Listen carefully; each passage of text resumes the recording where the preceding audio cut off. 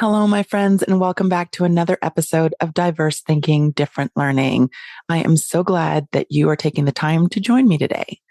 Today, we are exploring medication management for ADHD, anxiety, and depression in young people.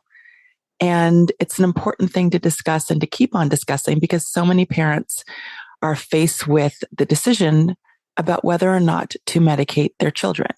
Today, I'm going to be speaking with Dr. Lance Steinberg, a renowned psychiatrist with a deep passion for his work. Dr. Steinberg specializes in treating tics, Tourette's, OCD, ADHD, as well as mood and anxiety disorders. And today, Dr. Steinberg is going to talk about what factors should parents weigh when making the decision about considering medication for their child. There was so much information in this conversation. I'm actually going to break this episode up into two parts. So you are listening to part one. Be sure to tune in next week for part two. Let's get started. Millions of kids struggle with learning, processing, and social emotional difficulties. These challenges interfere with their ability to reach their full potential. Dr. Karen Wilson is here to help. Her extensive background in pediatric neuropsychology and higher education have prepared her for this unique mission. Listen as she delivers content to inform, educate, and empower parents and educators. This will enable you to identify challenges that kids face and get them on the road to achieving their full potential. This is Diverse Thinking, Different Learning by Child Nexus.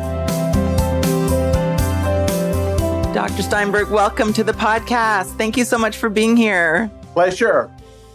I really appreciate you taking the time. I know that you're busy, and I wanted to have this discussion with you because of all of your experience with pediatric psychiatry. You have described psychiatry as a calling and have dedicated your career to helping children and adolescents. Will anything inspire you to focus on psychopharmacology, especially for neurodiverse populations? Oh, absolutely. So growing up, I became more and more aware of different ways of interacting with people, as well as different learning styles. And I became so aware that I said, you know something, although I've always been interested in medicine, there's an interface between hardcore medicine and pediatrics, even internal medicine, and neurology, as well as a whole area that is truly fascinating, but really challenging on teaching and how to teach people and how do people cope. And individuals that may have a little bit of a different perspective and more of a typical coping with the world or learning in the educational system. And so the interface between medicine, neurology, and then psychiatry, and may I add further along the line, education. And then I'm going to add another thing in, is the parental input. All these things, when things are tightly orchestrated and you have a group of people that serve as a team to help an individual, everything goes so much better. And for me, the key then became, okay, how can I keep up with all of this literature? And you have to sort of weigh the literature too, because sometimes the literature is really, really strong, valid, unbelievably, and also unbelievably pertinent. And you can replicate this data as well. So I took it upon myself to get the appropriate training in all those different areas to look at the research. And then when I have people come in, I try to help them understand what is specifically best for their child and their family for that matter. Yes. And that's so important. And you were, before we actually hit record, I was saying that you were one of the first psychiatrists that I worked with when I started in private practice with Lori Humphrey decades ago. And you really had that collaborative team approach and involve the parents, because parents often wonder, the question is, when is it appropriate to consider medication for their child? And I wonder, what factors do you weigh with helping parents make that decision? And it's a hard decision for them to make. It's huge. It's huge. And by the way, I've also greatly enjoyed every moment I have had working with you in helping patients or clients, if you will, get better. So what factors are key factors in which approach would be most effective for treatment intervention, as well as which factors might be specifically and extraordinarily important to look at if medication is appropriate or not. Yes.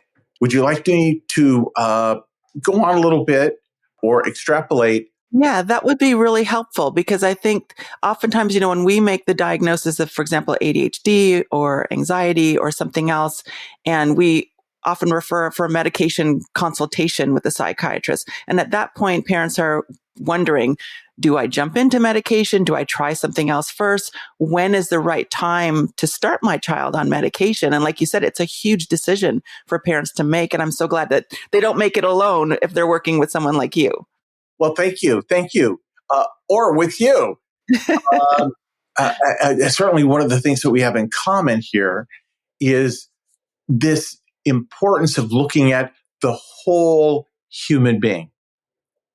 And I mean not only from a biologic perspective, but from a family systems perspective, from social perspective for that matter, as well as educational perspective.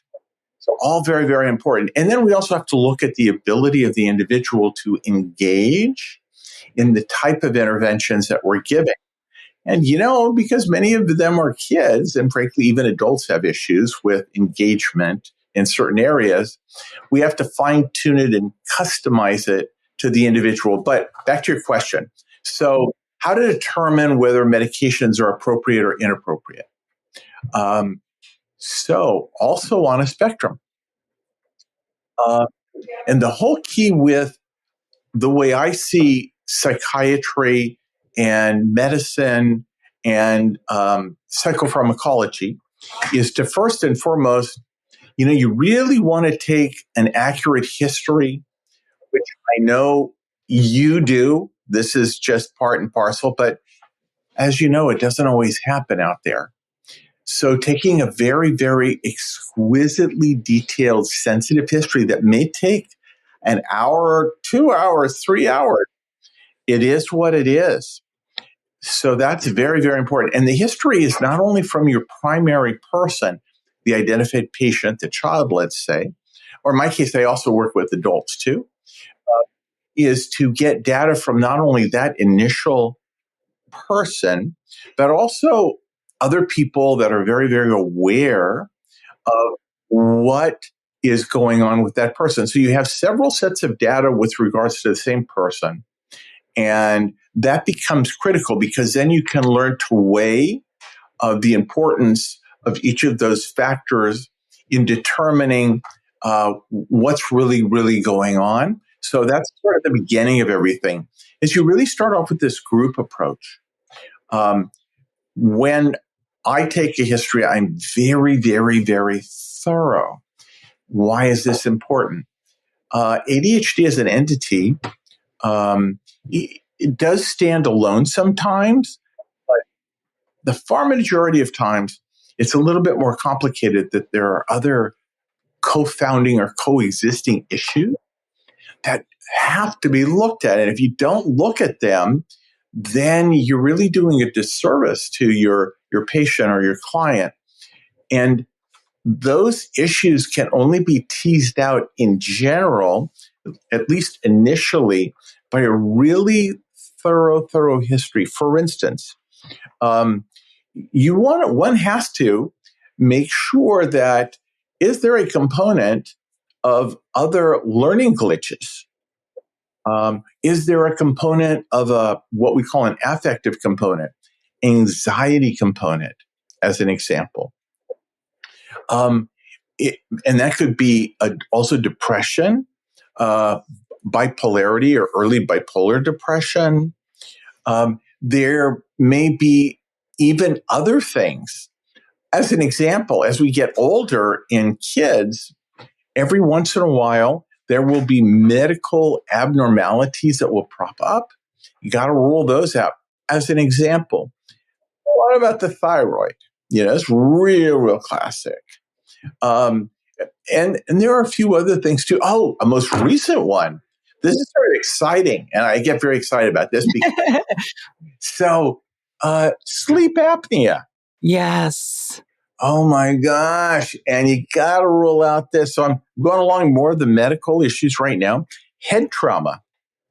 Boy, you got head trauma, and this is a whole another bailiwick, but it frequently is associated with ADHD tendencies and difficulties. This goes on and on and on. May I just add that the use of substances, regular prescribed, even some, and I'm a big believer in east-west medicine. If we want to get super holistic, there are a lot of substances and supplements that can also cause the exact same picture of ADHD. And then, the illicit substances as well. And we're talking about, unfortunately, more commonplace in our society, sometimes illicit stimulants, or sometimes adulterated classic substances of abuse. Marijuana, can cause some issues. And I would go so far as to say there are many, many more. In fact, let me add, asthma medicine sometimes can cause this. Certain forms of epilepsy medicine can also cause a little bit of this. So we're starting to really hone in on, okay, is there a medical etiology to what's going on that can cause, but may I also say even confound, make more complicated the diagnosis. So we constantly have to keep in mind, we have to tease this out, we have to tease this out. So we're looking at all the medical issues, and we're just talking about possible ways to almost mimic ADHD symptoms. That's very, very important. So we got the medical aspects as well. And then, as you know, if you have some psychological issues and or tendencies towards certain learning disabilities, wow.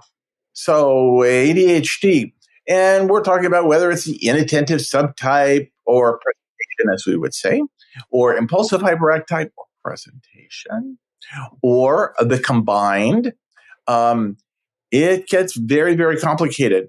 So first and foremost, let's get a medical-oriented evaluation. There are a lot of people that can do that. A very, very astute psychologist can do a pretty good intake and say, areas that need to be pursued, need to be worked up. So those are all issues. Then the question is, and you're really asking, going back to the primary question, okay, what do you do about medicine? Do you do it? Do you not do it? And so forth. So here's somewhat of the exciting part.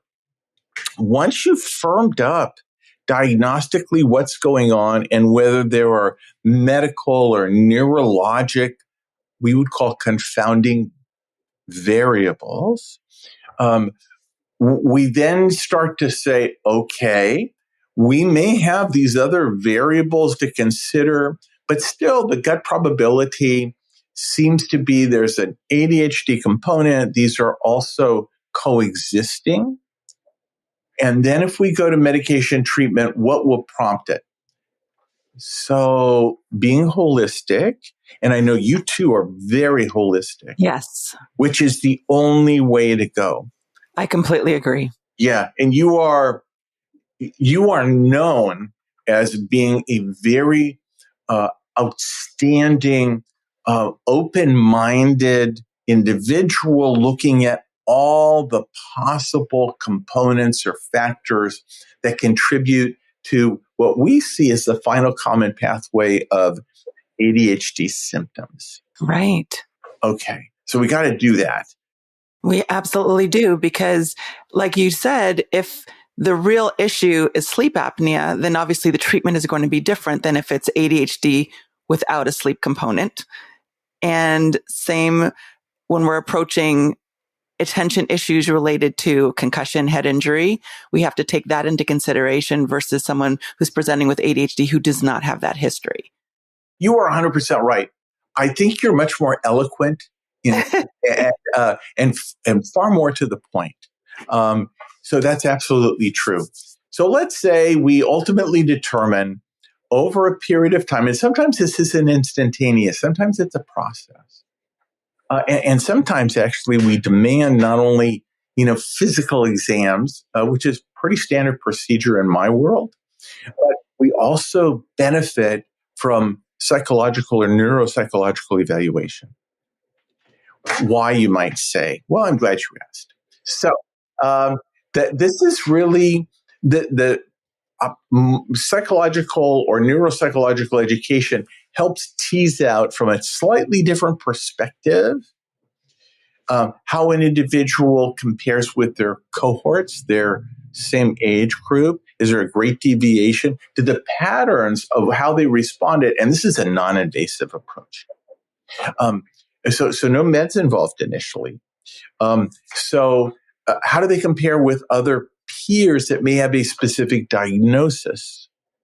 Or how does their profile, after you evaluate them, maybe indicate further and very important areas to more critically and sensitively evaluate?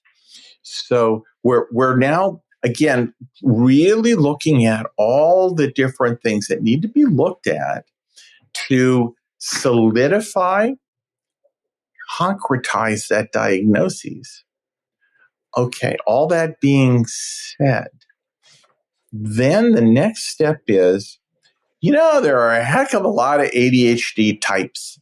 And even though currently in the DSM world, our Bible, we still have mostly one type that's inattentive, trouble concentration, difficulty with distractibility, and so forth. We have another aspect, which is very, very, the emphasis is on impulsivity. The emphasis is on being fidgety a lot. We also have combined diagnoses there. And on top of that, Russell Barkley, who I understand also has worked with you and has developed a great podcast of information. Yes. One of the most brilliant people on the face of the earth. He is, in fact, the way I look at it, he is a PhD in an MD world. And for those of us that understand that dynamic, he's a very, very strong person. And so it's important to look at that data. And the key that I really extract from a lot of his work, which is profound, frankly, there's a difficulty with organization and time management called executive functioning capacity. Sometimes that is, in fact, the main problem. And it's not so much inattention per se, impulsive hyperactive per se, combined per se. It's on organization and time management. We all know that the more organized we are, the more ability we have to sort of maintain a structure so things are turned in on time. We can, in fact, more easily multitask. Uh, these are all critical. And this, sometimes this gets better as time goes on. Sometimes it doesn't. So we then wind up prior to medicine. This is a long way to get to where we all want to go with your question, to use medicines, not use medicines. So there's a due diligence to the psychiatrist, child psychiatrist, psychologist, therapist, and may I even add a pediatrician, even develop a pediatrician that has a real passion to help people in this particular area. The due diligence is to make sure every area is covered for all possible factors. And then we start to look at medicines, not medicines.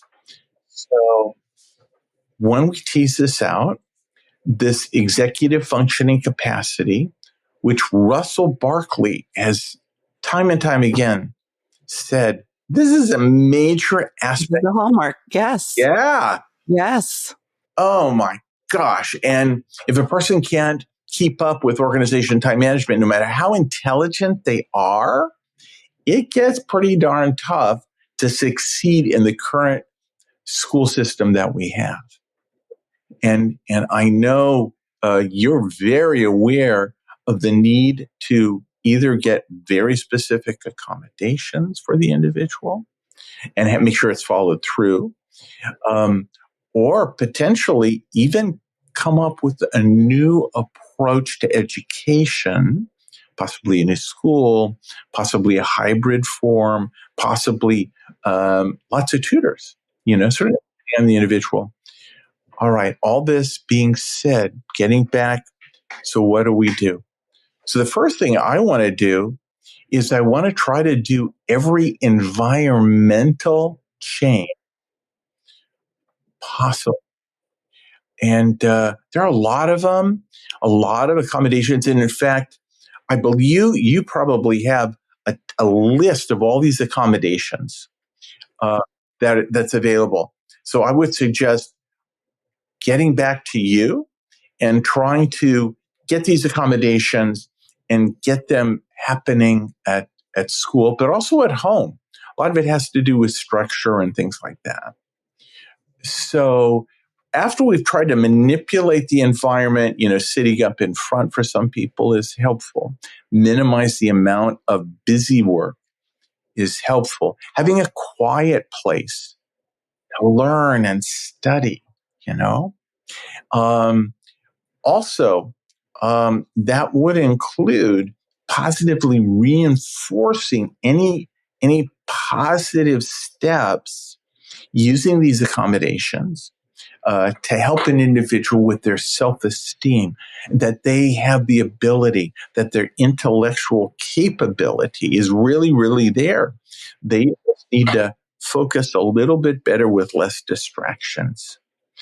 So once we've reached a point where we've maximized out all the environmental approaches to enhance an individual's ability to learn, or remember, this ADHD has social implications too. So if we can enhance environmentally by therapy, cognitive behavioral therapy, and psychodynamic, many, many different approaches, that will really, really help and actually may postpone the need for patients. And will also hopefully give the child an individual sense of empowerment. Remember, we're dealing with a lot of children, teenagers. My practice, I deal with all age groups with this. Even older people, we are helping enhance their self-esteem.